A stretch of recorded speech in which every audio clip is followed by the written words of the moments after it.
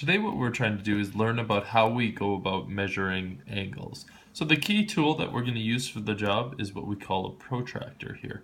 So I brought a protractor. Protractor is a half circle.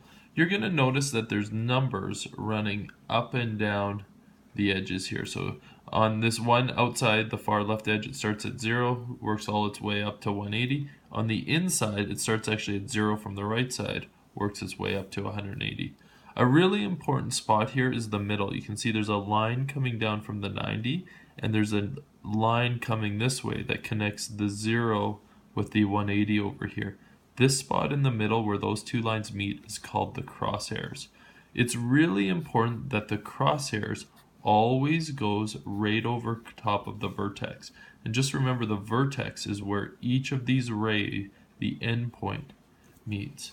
So whenever you're measuring an angle, just take your protractor, put the crosshairs right on top of the vertex. Now the next thing that you do is you have to line up one of the zeros. So there's a 0 here or a 0 here. One of those has to be lined up on one of your ray lines.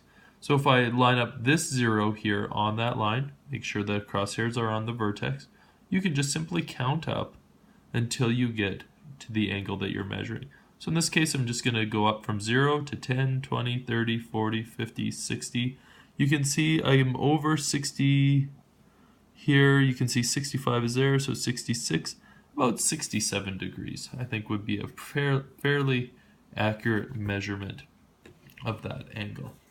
Let's go now to our second example here. I'm just going to move this page just up into the screen. I'm going to get you to measure a reflex angle.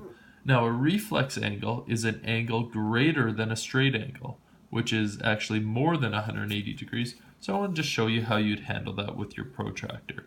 So what I want you to do again, just put the vertex onto the crosshairs. We're going to line up a 0 here. Now, because I've lined up this 0 over here is on the inside, what I'm going to end up doing here is I'm going to go with the inside measurement. So 10, 20, 30, 40, 50, 60. But you can see the most I can get to on this inside is actually 180, which is right here. So I'm going to just do a little mark there.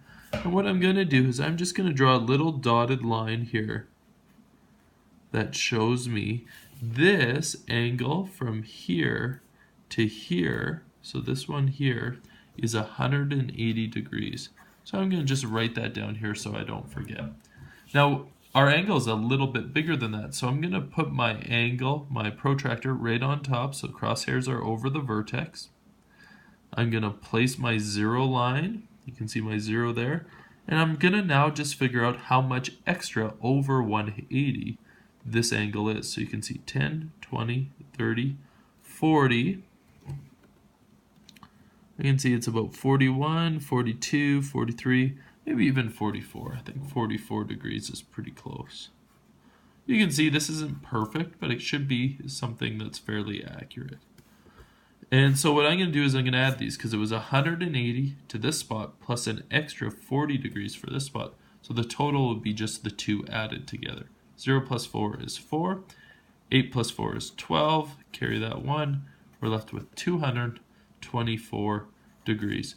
One symbol that I don't think we've talked about yet is if you've got like the little circle up high, it is actually what we call the symbol for degrees. And that's our unit of measuring for angles. Hopefully you learned something. Thank you very much.